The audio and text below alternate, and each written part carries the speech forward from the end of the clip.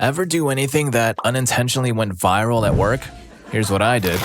Well, mine isn't all that great, but I used to work in a machine shop as an apprentice for a company called Berry Plastics, building plastic syringe molds. On some of the surfaces of the part area on the cores and cavities, there was a sandblasted finish that was required. Since at the time I was the amateur at the shop, I was the one that had to do it. Unknown to me at the time, their sandblaster was a mess, so when I started sandblasting the parts, I started getting frustrated at the machine within the first 15 minutes of operating it. After thinking about how it works, I decided that if I would just strike it a bit, I would shake up the sand at the bottom, so I proceeded to do just that. My method worked pretty good, as the blaster would work fine as long as I strike it a couple times every few minutes. Although after about 2 weeks of doing this, wearing steel-toed boots, I might add the bottom of the cabinet had a large indentation about 3 inches wide and about an inch deep. I decided to tell my superior that this had happened, and all he did was laugh and say that I was the only one who could get the blaster to work right for long enough to make it useful for big jobs. He then proceeds to call me the Master Blaster because of the previously mentioned reason. The knowledge of the dent in the blaster got throughout the shop as well as my new name, thus my name for the next 2 years was Andy the Master Blaster. It's also worth noting that after a while I was moved to the grinding group where the parts were precision ground to their final dimensions, and on a particularly bad day, I told a coworker that I felt like I was just grinding my life away. Well, that saying stuck and became common nomenclature among the employees, especially in the grinding group. Master Blaster runs Grinder Town, just grinding his life away. There's so many catchphrases in this one. Good stuff. Let's get on to the next story. Story 2. I work as a sound technician at Madison Square Garden. One night, I stayed late in order to get some work done, so I was all alone in the control booth at around 10 p.m. We have a radio in the booth that's usually tuned to the classic rock station, but I wasn't feeling it that night, and since no one was there besides myself, I was surfing through the channels for something good. For whatever reason, I found myself stopping on one of the Spanish stations. Now, I don't consider myself to be fluent in Spanish, but I can speak it well enough to get by living in PA for most of my life, so I pretty much had to and can understand others even better. A song or two goes by and the DJ gets on and starts talking about what I surmise to be some kind of call-in contest. They're giving away $500 to caller number 10 as long as that person is willing to sing a song on air. I dial up the number, not even expecting to get through, but of course I do, and of course I'm caller number 10. So now I'm talking to the Spanish DJ on statewide radio, and he's talking so fast that I can barely understand him, but I know that I'm caller 10, so I start singing the first song that comes to my mind, Britney Spears, Hit Me Baby One More Time. This was 4 years ago in my broken Spanish. The DJ starts cracking up, cackling almost, and I begin to get the impression that something is wrong. I ask him if I won the dinero, but he doesn't even answer me. He just keeps laughing for literally 2 minutes straight. Right around then was when I started to get dizzy. Turns out I misheard Kandar as Kantar to sing. The contest had nothing to do with singing. Oh, geez. If this weren't embarrassing enough, I began to hear muted applause. At first, I think it's a soundbite that they're playing through the radio, but after hanging up the phone, feeling lower than the Utah salt flats and $500 poorer than I felt I deserved to be, I noticed that the clapping is coming from outside the booth. I walk over to the door and open it tentatively, fearfully, to be greeted by nearly all of my coworkers. They start going absolutely hog-wild, laughing and clapping, and I don't realize what's going on until the balloons and confetti reach the ground. It was a surprise party for me. My birthday was the next day. My boss had assigned me extra work just to get me to stay late. They tell me that they've heard everything. Apparently, someone had snuck into the booth while I was stretching and turned on the monitors. My impromptu rendition of Me Golpe Bebe Una Más Tiempo had been broadcast to all 20,000 seats in crisp Dolby digital sound. I still haven't lived this down. People bring it up to me multiple times a day. In fact, if you ever attend a concert at Madison Square Garden, you might notice something on the Jumbotron every 50th slide in the pre-show slideshow, reading, "My name wants you to strike it tonight, baby." It's a playful tribute to my one-night-only performance. Occasionally, they even try to get the actual performers to say it as a joke. Story 3. I'm a crew chief in the military, and here are the 2 stories that really ring a bell. One year, we had an exercise where they were firing. Well, the jet came back, and I was doing my inspection. I found this little pin in one of the storage doors, and I thought, wow, cool, souvenir. So I place it in my pocket and continue on with my inspection. Next day comes around and the weapons flight chief comes up and is like, "Have you seen this pin this long, yada, yada, yada?" I pulled out my poker face and got my way through the conversation. About 5 minutes goes by, and he's still standing there. At this point, I knew it was serious, so I just came clean. All right, sir, yes, I did take it. I thought it was cool and I took it home. Cool souvenir. I'll bring it in tomorrow. Instead of getting me chewed, he shakes my hand and says all is good. I bring it in the next day, and the first thing everyone asks me is, so you're the one who stole the diaper pin? Of all the things, it's a diaper pin? So for about 2 years, I was the diaper pin thief. Another story, we stopped flying for a little while and we got a Zamboni to clean out the protected aircraft shelter of all the grease and grime on the floors. I just had shoulder surgery, so I was nominated to be the Zamboni driver since I couldn't do much anyways. The flight chief decided I looked awfully happy on the Zamboni, so he nominated me the Zamboni dedicated crew chief, and everyone joked about me having my name on the Zamboni and doing inspections on it like it's a jet. That one stuck until I left 6 months later. Fantastic job, he has earned 2 medals, Diaper Pin Thief and Zamboni Dedicated Crew Chief. 2 thumbs up. Story 4.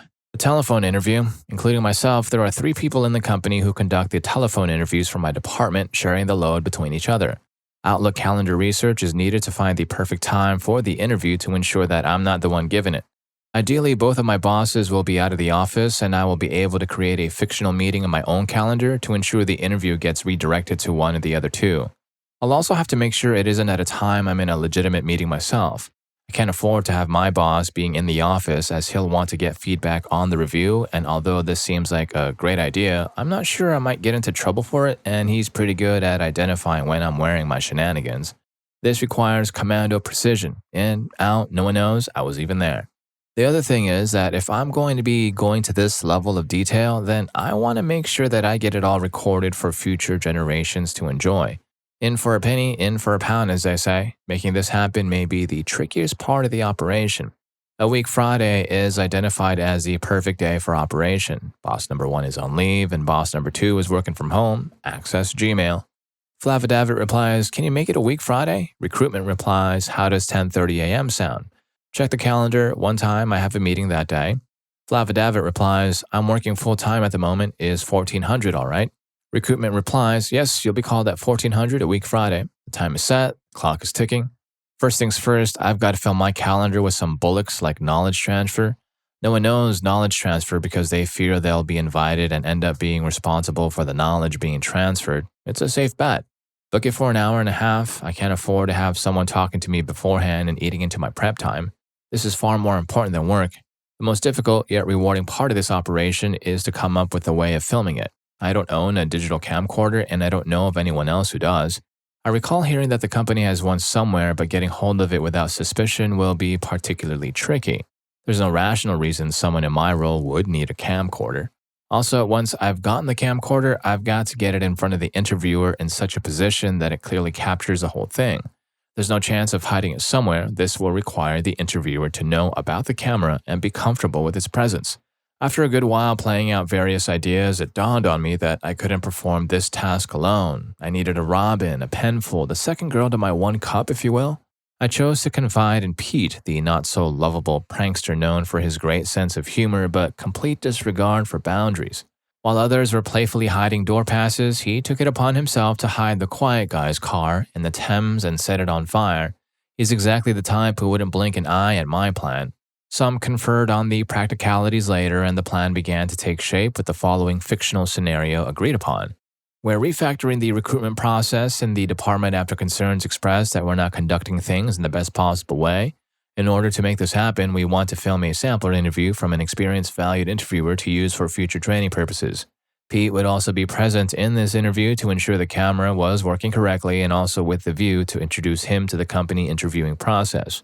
He would be taking notes during the interview to discuss with the interviewer at a later time. Convincing B, the interviewer, about the camera was trickier than anticipated. Naturally, she wasn't comfortable about being filmed during an interview, and it was requiring some serious schmoozing, flattery, and favor-calling to even get her to consider it. Of course, appearing too keen was also a problem, as the last thing I wanted to do was make her suspicious. There was also a danger that she would twig the little technicality that recording an interview without telling the candidate was not allowed. I'd like to think it was charm that eventually convinced her, but I'm sure it was sheer force in the end as I reeled off so much about improving recruitment, bringing people up to speed quicker, sharing knowledge, etc. that I must have appeared as some inspirational recruitment superhero for an incredibly boring modern world. So, with this and the interview booked into her calendar, I waited until the day of the interview itself before putting the finishing touches in place. I couldn't afford anyone finding out anything, as gossip problems in the company were notorious. When the morning arrived, I booked the camcorder and a laptop from the support department for the exercise, giving them the same reason. I'm fairly sure they were convinced I was messing with them but didn't care enough to want to know more or bother disrupting my plans. In the room booked for my knowledge transfer, I set up the laptop and placed a microphone next to the phone speaker, conducting a test call with Pete to ensure the levels were all right. There was just half an hour until the interview itself when disaster struck.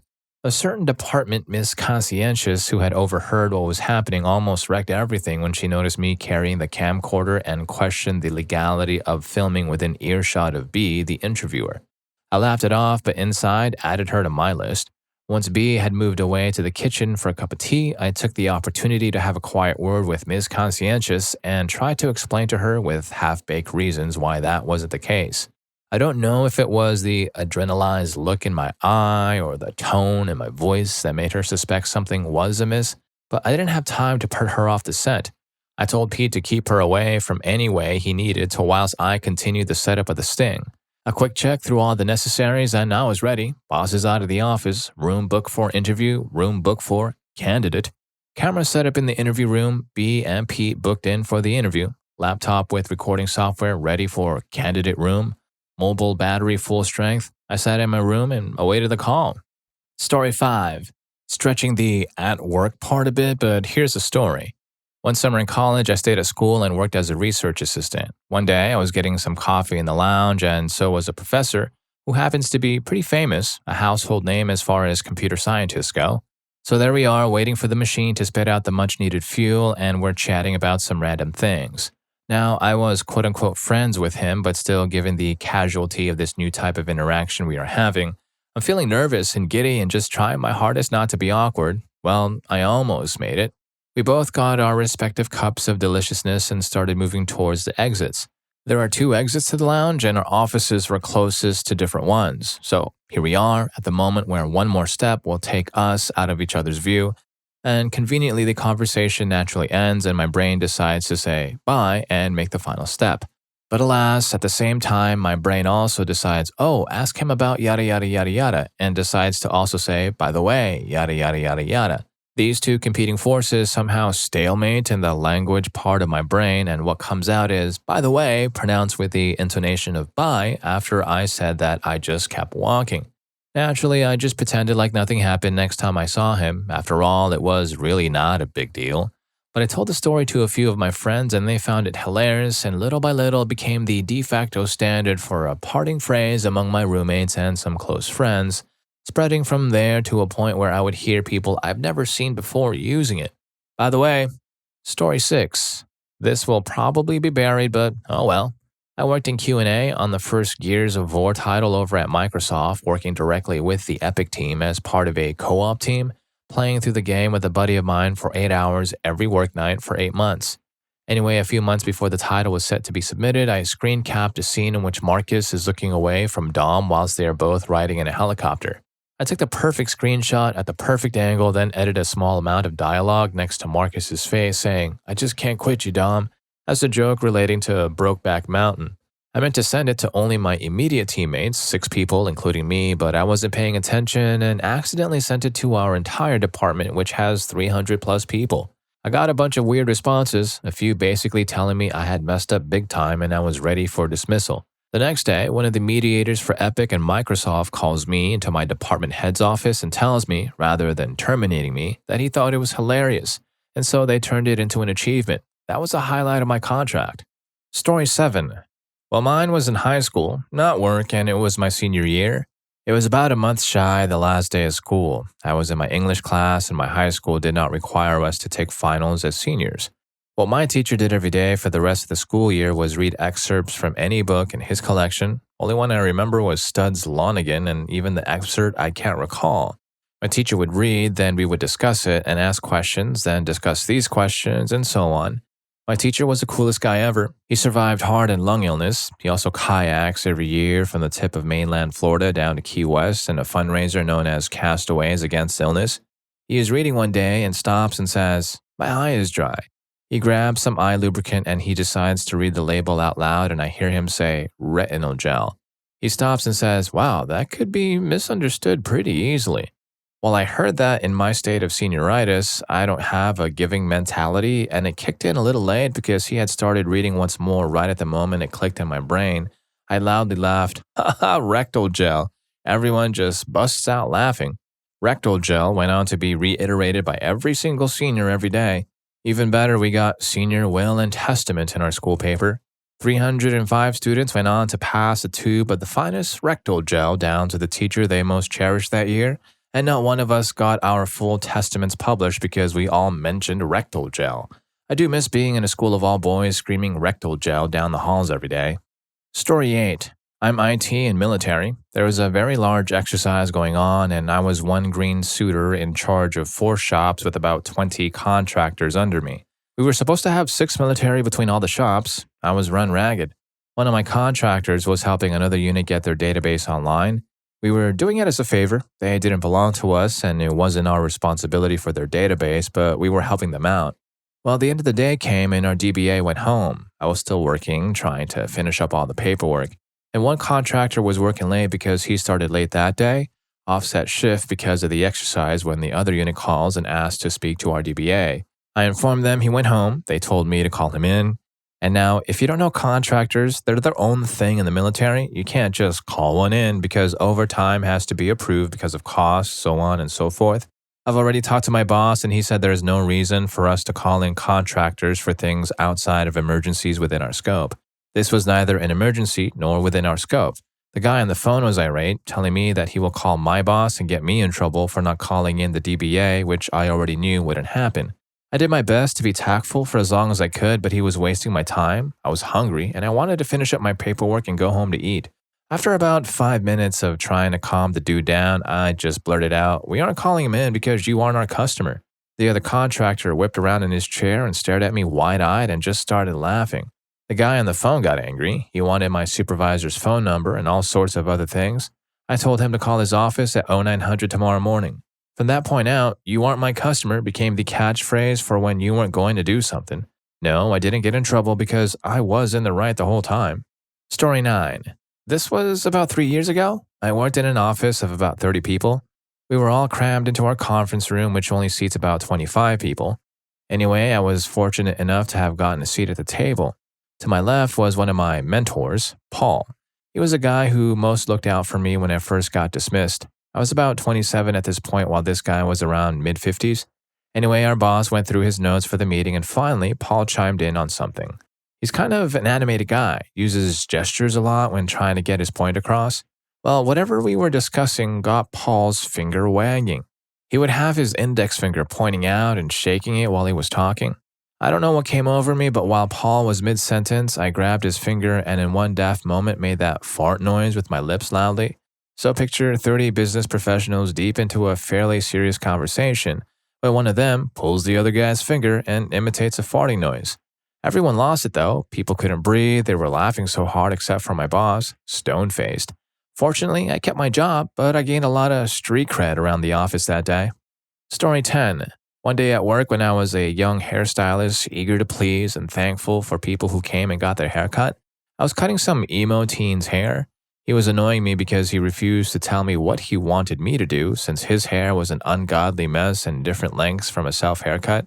I had nothing to go by to just give him a cut. He just kept saying, "Not too much off," and I would cut it and he would say, "Well, I wanted more than that cut off, but not too much more." 3 haircuts later, I guess it was satisfactory. Then I made the mistake of asking him if he wanted his sideburns edge and how high. The same thing, not too much, but more than what I did. I got frustrated because it was 2 hours into the cut. It was a busy salon. I knew he wasn't going to tip, and the sideburns were almost non-existent. So in a moment of frustration, I stopped and looked at him and said, "So, do you want your sideburns or what?" Apparently, my coworkers had taken interest as well as some of the salon regulars because they know I never take that long.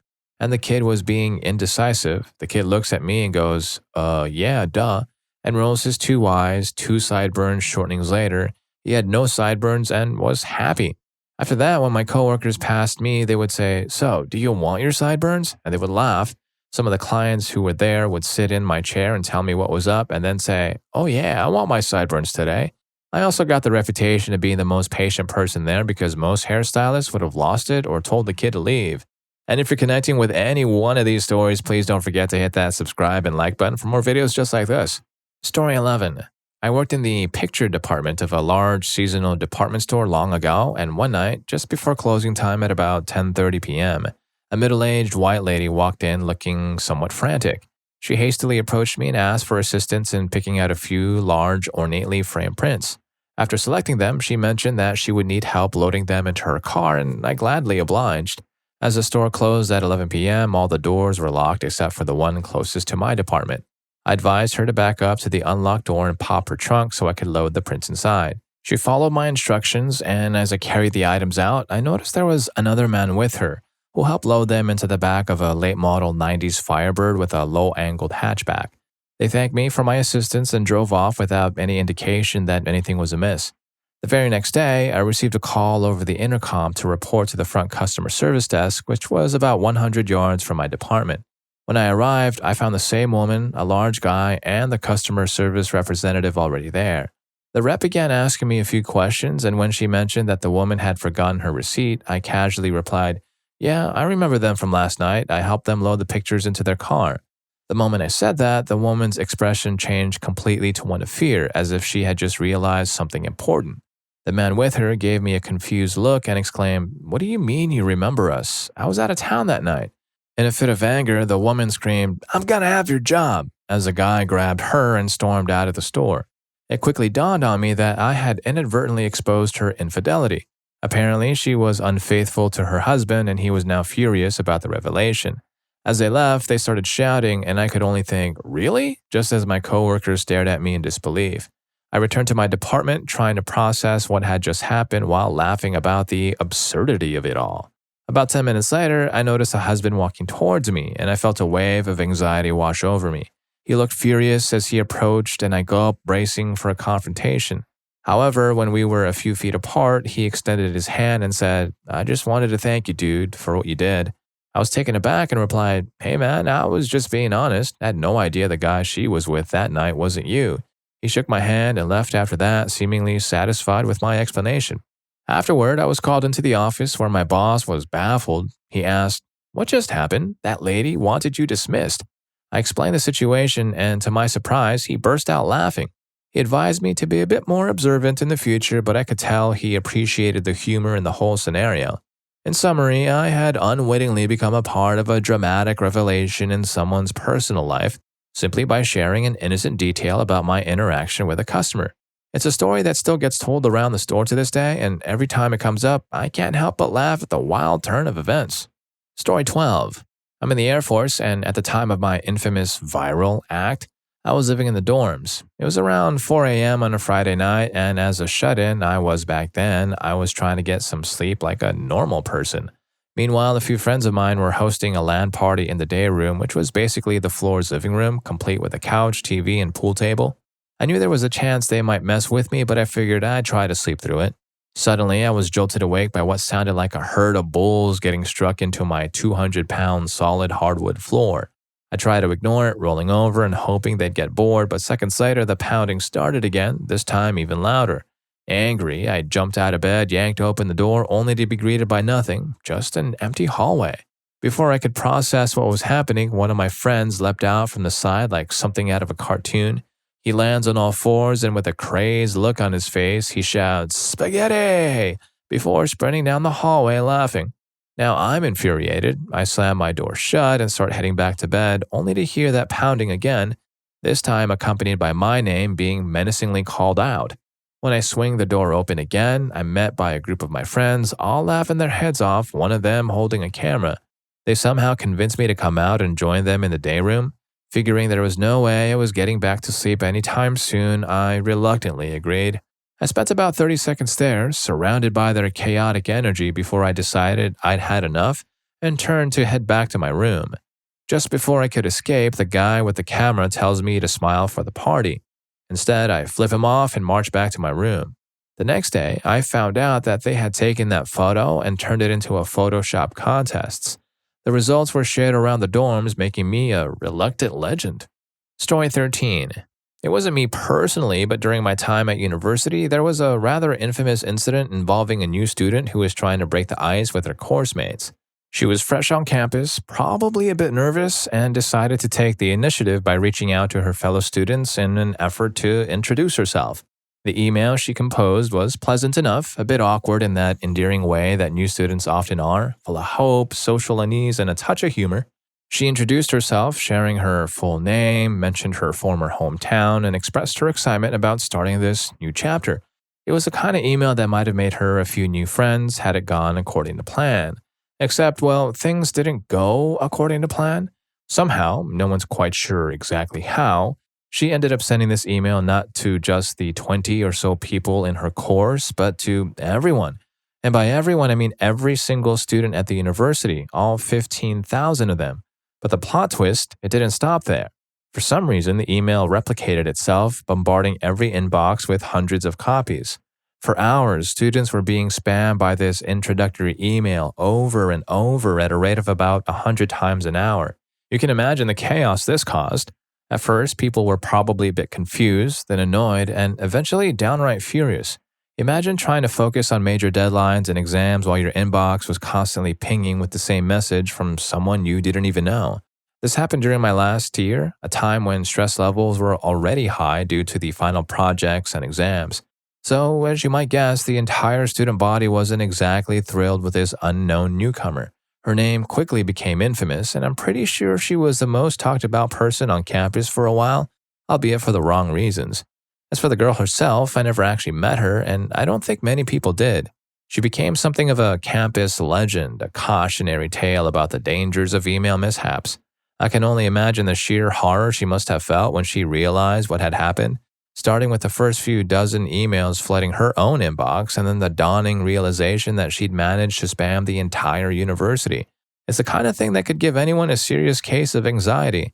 And for the rest of her time there, I'm sure she carried that reputation with her, whether she wanted to or not. Her email mishap was probably a source of endless jokes and awkward encounters. I can only hope that she found some humor in it eventually, and maybe even a few friends who could appreciate the unintended chaos she unleashed. Wow, that one was like a university-wide prank that wasn't a prank. Story 14. During my time as a medical student rotating through the wards at a teaching hospital, I developed a bit of a quirky habit that I thought was just a harmless inside joke among my friends.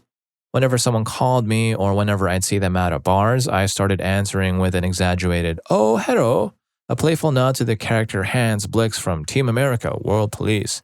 It was just a silly greeting that I thought was funny, and I didn't really think much of it beyond those initial interactions. Time went on, and I continued this little routine, thinking it was just something between me and a few close friends. But then I started to notice something unexpected. I overheard a couple of other students, people I didn't even know, using the same greeting. They were saying hello in casual conversations, sprinkling it into their interactions as if it were just a normal way to greet someone. I chuckled to myself, thinking about the old adage, imitation is the sincerest form of flattery. It was amazing and amusing to see this small, goofy habit of mine start to spread. But what started as a small ripple quickly turned into a full-blown wave.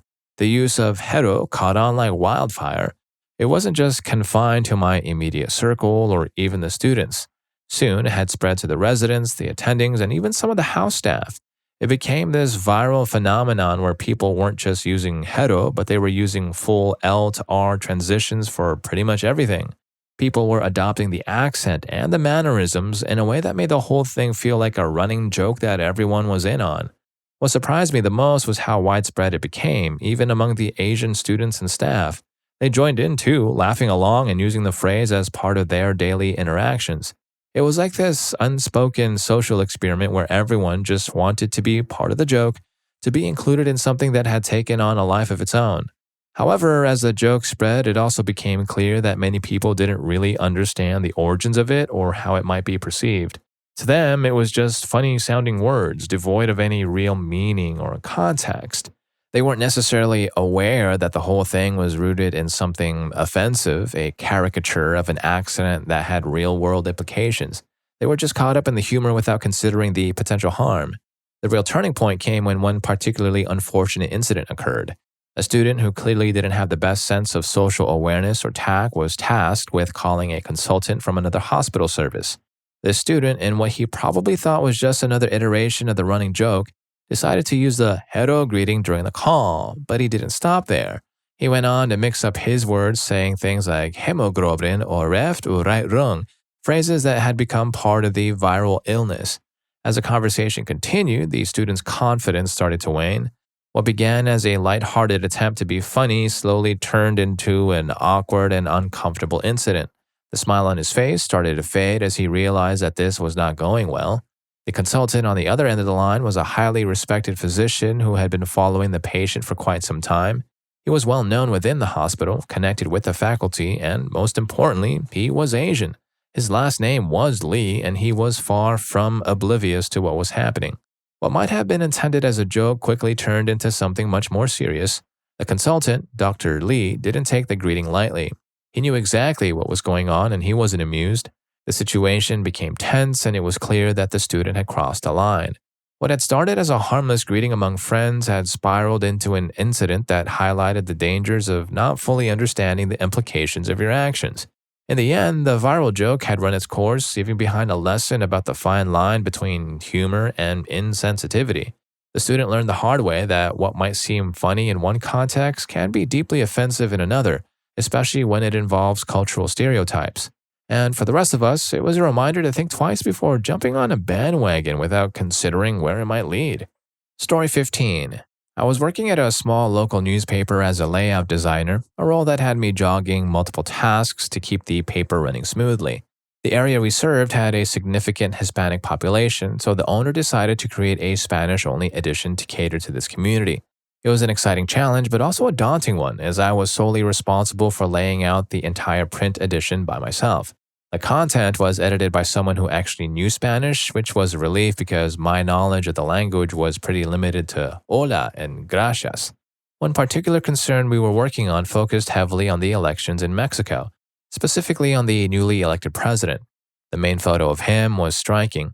He was standing behind a podium with his hand thrust forward at a 45-degree angle, palm down, in what was supposed to be a powerful, authoritative gesture.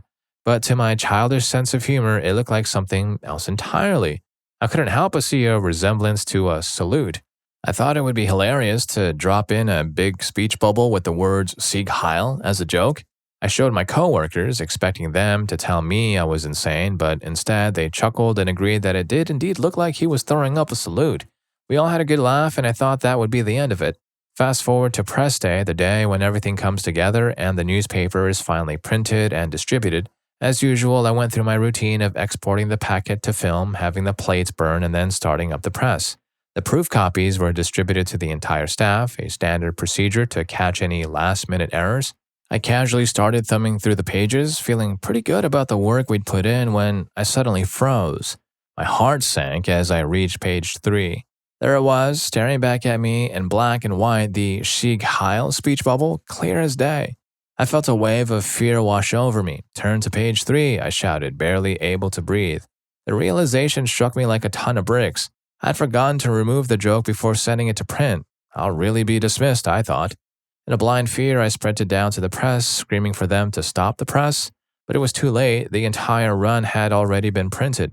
Thousands of copies were ready to be distributed, each one containing the joke that was never meant to see the light of day. I somehow managed to blurt out to the distribution manager, "Just make sure they don't go out the door." But by then, I knew the damage was done. I started running back from desk to desk, office to office, grabbing every copy I could find, trying to destroy the evidence before it could spread any further. It was a futile effort. The cat was out of the bag, and word had already spread about what had happened.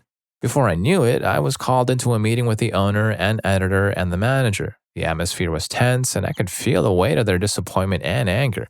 We had a serious discussion about the gravity of what I had done, the potential backlash, the money it would cost to fix the mistake, and the serious trouble we could have been in if those copies had made it out into the public. I fully expected to be dismissed on the spot. It seemed like a foregone conclusion, and frankly, I couldn't blame them if they did. But to my utter shock, they decided to keep me on. I couldn't believe it. Everyone else at the paper was just as surprised as I was. In the months that followed, the incident gradually transformed from a near catastrophic mistake into one of the best stories the department ever had. It became something of a legend, a cautionary tale told with a mix of horror and humor. My reputation was solidified as a guy who nearly turned our Spanish language edition into a PR disaster. To this day, I have a buddy who still works there, and every so often he reminds me that they still talk about the time that Ginward put propaganda in the Spanish rag. What started as a joke ended up being a lesson in responsibility and a story I'll never live down. Story 16. One of our help desk guys at our old company was something of a legend, not for his technical prowess, but for his sheer incompetence and the unusual situations he managed to get himself into. From day one, it was pretty clear to everyone that he didn't really know a thing about computers. He claimed to have a solid technical background, but it was almost impossible to believe. I'm convinced he must have lied on his resume because every time he touched a computer, it seemed like disaster was only a few keystrokes away. His mistakes were constant, but what really baffled us was his apparent belief that the company help desk inbox was his personal email system. It wasn't uncommon to find personal messages mixed in with legitimate IT requests, and one time he even sent a love letter to a local TV newscaster he found attractive. In the email, he awkwardly introduced himself and asked if she'd be interested in dating him, as if this was a totally normal thing to do from a corporate help desk account. We were all stunned that he would use company resources for something like that, but it didn't stop there. The real kicker, though, came when one of the company's vice presidents at the corporate HQ was emailing him for assistance with a technical problem. Now, anyone with half a brain would know that when dealing with a VP, you tread carefully, but not this guy. Somehow, through a combination of sheer ineptitude and a complete lack of self-awareness, he managed to annoy the VP. The VP, clearly frustrated, replied in a rather stern tone, trying to get the help desk guy to straighten up and fix the problem. But instead of acknowledging his mistake and resolving the problem, the help desk guy decided to double down. He wasn't going to let anyone talk to him that way, not even a corporate VP. So in his next email, he replied with a threat, ending the message with the now infamous line, "Better watch yourself, homie." We couldn't believe our eyes when we saw it. Who, in their right mind, talks to a VP like that? The rest of us were in shock, but at the same time, we couldn't help but laugh. It was so absurd, so out of left field that it quickly became a running joke around the office. For months afterward, we would throw that line into everyday conversation just to keep the memory alive. Amazingly, despite this unbelievable display of unprofessionalism, the help desk somehow managed to hang on to his job. We were all convinced he was going to be dismissed on the spot, but he survived. For a while, it seemed like nothing could touch him, that is, until his laziness finally caught up with him in the most ridiculous way possible. It was a weekend, and one of the supervisors was driving into the office to work on something important. As he was making his way in, he happened to spot a help desk guy driving the opposite direction, heading away from the office when he was supposed to be, well, at the help desk. Naturally, this raised some eyebrows, and the supervisor decided to investigate further. As it turned out, the help desk guy had been taking extended lunch breaks on weekends, where he would drive home or do whatever he felt like doing instead of staying at his post. But the plot twist? He was wearing the wireless telephone headset that was supposed to keep him connected to the help desk. The only problem was that the headset had a range of maybe 40 to 50 feet inside the building, certainly not enough to reach his house a couple of miles away. He genuinely believed that he could still answer the phone from his home and nobody would be the wiser. It was this final act of audacity that finally did him in. The supervisor reported him, and that was the end of the help desk guy's tenure at the company. In the end, while he might not have been the most technically skilled, he certainly left a lasting impression. Just not the kind most people would hope for. Even now, years later, "Better watch yourself, homie" is still a phrase that brings a smile to our faces whenever we reminisce about the good old days of working with the most clueless help desk guy we've ever known. And if any of these stories got to you, here's more for you. YouTube thinks you're going to love this. I'll catch you in that video, and thanks for hanging with me on this one.